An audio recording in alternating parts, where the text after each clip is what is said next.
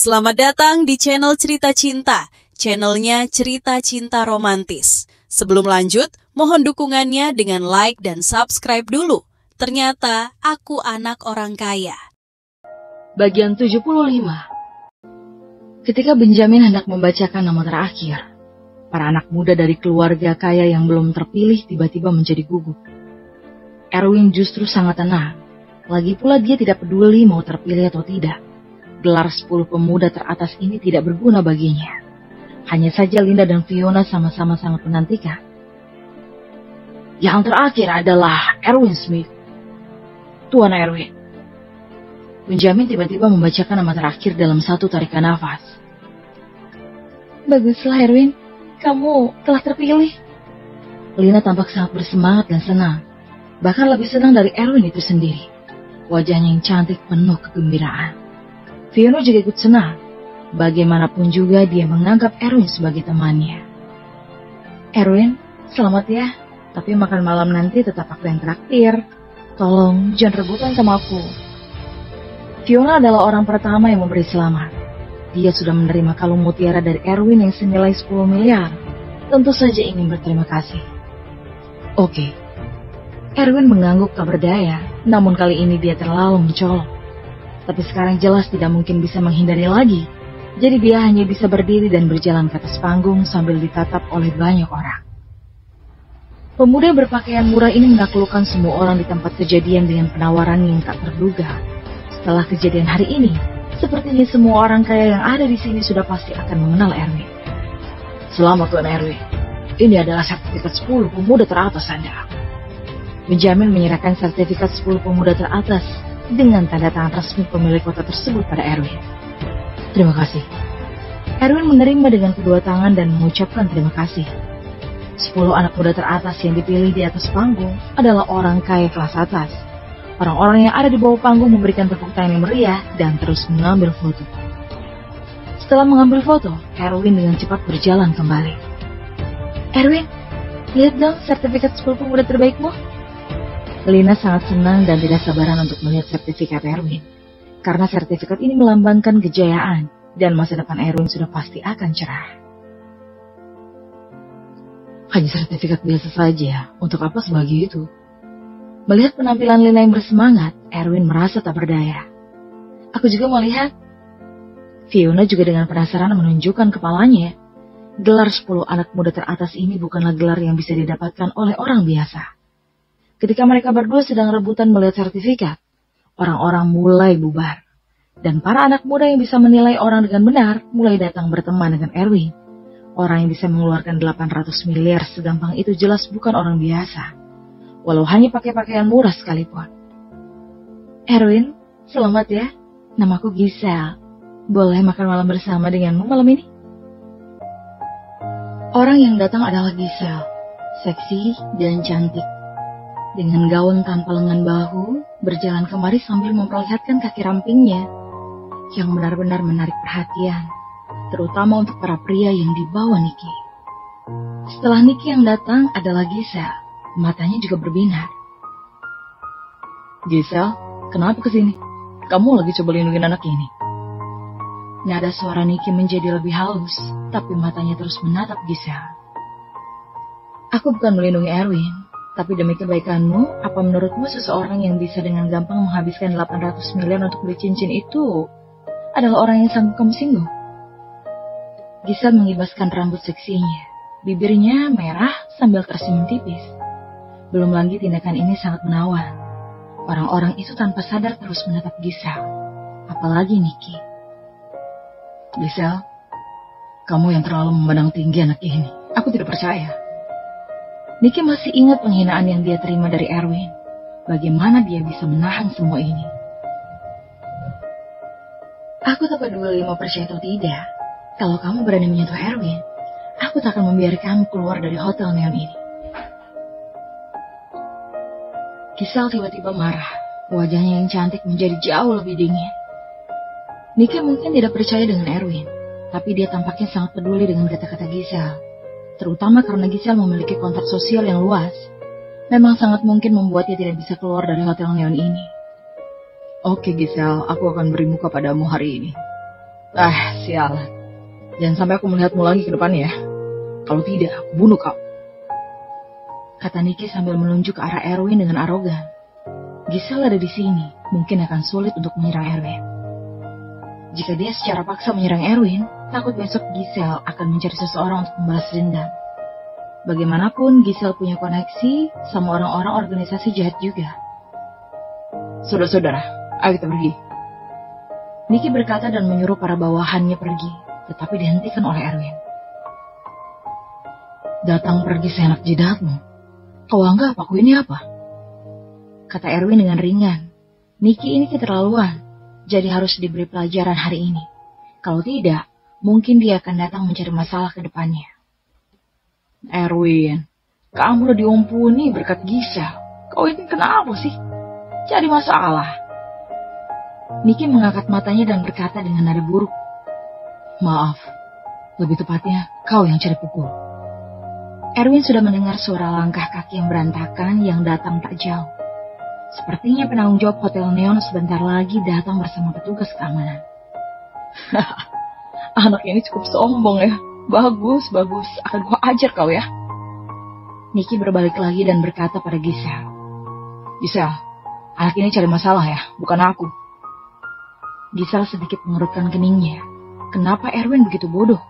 Nicky sudah siap untuk pergi, tapi Erwin malah sok pahlawan. Ini justru membuatnya berpikir semakin keras bagaimana cara menyelamatkan Erwin dari kejadian ini. Namun pada saat ini, suara langkah kaki yang berantakan semakin keras.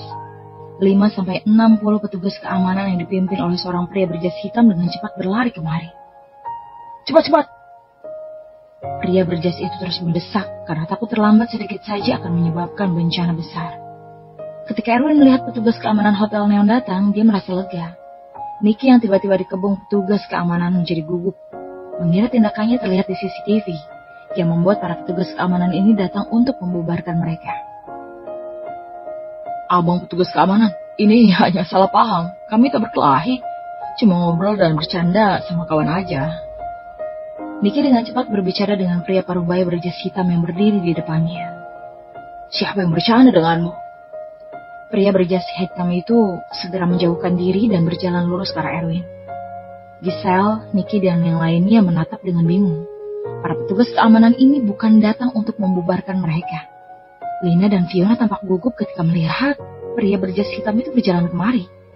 Bagaimanapun, ada begitu banyak penjaga keamanan di tempat kejadian. Jadi situasinya sedikit menakutkan. Tuan Erwin, nama saya Halbert, penanggung jawab Hotel Neon ini. Saya benar-benar minta maaf telah membuat Anda menunggu. Halbert tiba-tiba berkata kepada Erwin dengan hormat. Giselle dan Nicky tiba-tiba terkejut. Penanggung jawab Hotel Neon mematuhi Erwin dengan sikap sehormat itu. Apa-apaan ini? Lihat orang-orang itu. Buat mereka cacat semua. Dan serahkan Nicky itu padaku. Erwin menunjuk Nicky dan berkata dengan ringan dengan rasa dingin di mata. Baik Tuan Erwin. Petugas yang saya bawa itu terlatih. Jangan khawatir. Halbert mengangguk dan setelah merespon dia berbalik dan berteriak pada petugas keamanan yang di bawahnya. Selain Nicky itu, jangan lepaskan siapapun. Hajar mereka. Ekspresi Nicky tiba-tiba berubah dan situasi di tempat kejadian tiba-tiba berbalik. Giselle bahkan lebih ketakutan. Siapa sebenarnya Erwin ini? Sampai-sampai bisa memerintah Halbert dan juga begitu kejam ingin orang-orang ini cacat semua. Sudah terlambat untuk mengatakannya. Para petugas keamanan yang dibawa oleh Halbert sudah diberi perintah dan bergegas menuju orang-orang yang dibawa oleh Nicky.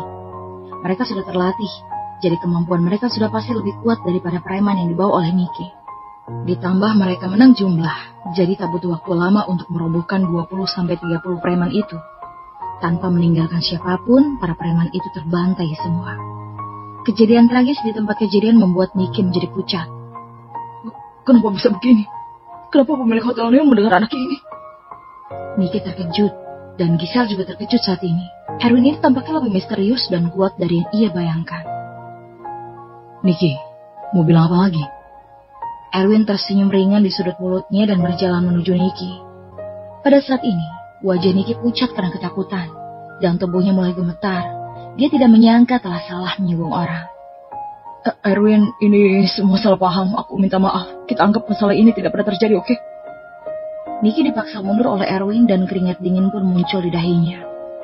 Menurutmu meminta maaf itu berguna? Erwin berjalan ke arahnya dengan senyum di bibir, semakin mendekat dan meraih Niki. Gimana kalau aku kasih 2 miliar kita impas, oke? Niki sangat ketakutan dan berkata dengan suara gemetar. Kau pikir aku menganggap 2 miliar itu? Mulut Erwin berkedut dan langsung mematahkan salah satu lengan Niki yang membuat Niki menjerit kesakitan. Erwin ingin memberinya pelajaran agar Niki tidak sombong lagi ke depannya. Giselle yang melihat di sebelah tercengang karena tindakan Erwin terlalu kejam, ditambah Niki itu dari keluarga Grayson yang tidak mudah ditangani. Jadi dia buru-buru memperingatkan. Erwin, Niki itu dari keluarga Grayson, jangan terlalu berlebihan. Ini seharusnya sudah cukup. Giselle merasa mematahkan salah satu lengan sudah cukup sebagai pelajaran. Dan ini mengingatkan Erwin bahwa keluarga Grayson itu sangat kaya. Boleh aja kau lepaskan. Coba bilang, apa properti yang paling berharga untukmu? Erwin bertanya dengan ringan. Properti yang paling berharga? Niki tertegun sejenak. Pada saat ini dia sudah ketakutan. Jadi tidak berani menyembunyikan apapun dan menjawab. Sebuah manor di utara kota. Erwin tidak tahu apa yang dikatakan Niki itu benar atau tidak. Jadi dia mengalihkan perhatiannya ke arah Giselle yang memiliki koneksi sosial luas, sehingga mungkin lebih tahu tentang ini. Giselle, yang dia bilang itu apa benar? Iya, manor di utara kota itu setidaknya bernilai lebih dari 120 miliar. Dan itu memang manor kelas atas di kota Bandung. Giselle tidak tahu apa yang dimaksud Erwin, tapi tetap menjawab dengan jujur. Oke, kalau begitu kasih aku manor itu. Dan kita anggap masalah ini selesai. Erwin menoleh dan menginstruksi Halbert. Halbert, bawa dia untuk tanda tangan di perjanjian transfer manor itu ke namaku. Erwin sangat penasaran dengan manor senilai lebih dari 120 miliar ini. Baik Tuan Erwin, saya akan menangani ini. Halbert mengangguk dan menjawabnya. Erwin menyerahkan Niki yang ketakutan kepada Halbert dan membiarkan menangani perjanjian transfer itu. Sedangkan Erwin sendiri akan makan malam bersama Lina dan Fiona. Dia tidak ingin membuang-buang waktu di sini. Lebih baik serahkan masalah perjanjian pada bawahannya saja. Giselle terpana di tempat. Identitas seperti apa yang sebenarnya dimiliki oleh Erwin ini, sampai berani merampok aset keluarga Grayson. Keberanian ini bukan main. Namun, ini juga membuatnya semakin penasaran tentang Erwin. Pria muda bernama Erwin ini memberinya terlalu banyak kejutan hari ini.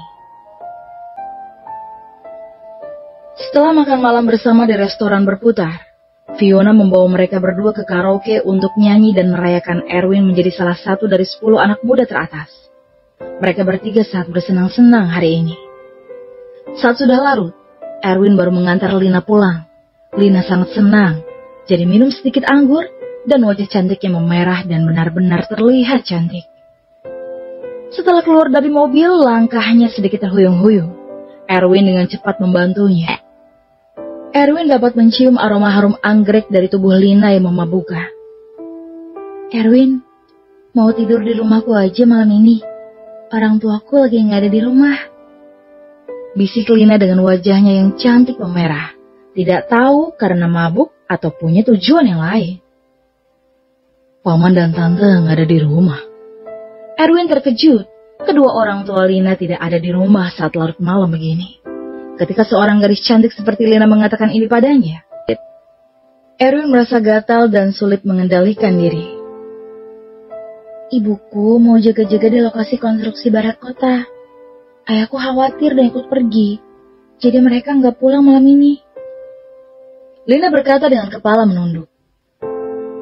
Begitu ya. Erwin tiba-tiba teringat dengan kejadian pagi tadi. Lukas bilang Mary akan pergi ke departemen yang terkait untuk menyelesaikan masalah pencurian bahan bangunan di lokasi konstruksi. Tampaknya mereka akan bertindak malam ini. Tidak tahu apakah mereka bisa menyelesaikan masalahnya dengan lancar. Ya, aku takut tidur sendirian, kata Lina sedikit malu. Kalau gitu, aku temani kamu aja. Erwin tiba-tiba menjadi gugup. Lina sudah kode keras seperti ini, mana mungkin dia masih tidak mengerti maksudnya. Yuk, kita masuk. Lina bersandar pada Erwin, dan dengan bantuannya, mereka berdua berjalan masuk ke dalam villa. Detak jantung mereka berdua bisa didengar satu sama lain. Lina menundukkan kepalanya dengan malu-malu dan tidak berani menatap Erwin. Begitu juga dengan Erwin yang gugup dan menelan ludah. Setelah Lina membuka pintu, Erwin membantunya masuk. Tidak ada seorang pun di rumah. Sepertinya orang tua Lina memang keluar rumah malam ini. Setelah menutup pintu, Lina menuangkan segelas air untuk Erwin dan berkata dengan malu-malu, "Minumlah air dulu, aku mau mandi sebentar." "Ya." Erwin mengangguk dan berpura-pura tenang. Lina dengan gugup jalan cepat ke kamar mandi. Dan tak lama kemudian, terdengar suara air yang mengalir di dalam kamar mandi itu. Mendengarkan suara air yang mengalir itu, pikiran Erwin kemana-mana. Tetapi dia menjadi tenang saat teringat kalau dirinya punya tunangan. Minum air buat menekan rasa kaget. Erwin buru-buru meminum segelas air di depannya dalam sekali tegukan, yang membuatnya merasa lebih baik. Setengah jam kemudian, Lina keluar dari kamar mandi dengan handuk putih dengan rambut yang masih basah. Penampilan Lina dengan tubuh sedikit basah membuat Erwin tertegun sejenak.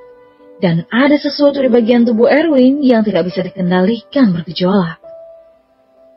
"Erwin, aku mau keringkan rambut di kamar dulu ya. Kamu boleh mandi juga." Lina tersipu, menutupi dadanya dengan tangan dan berjalan cepat ke kamar sambil menundukkan kepala.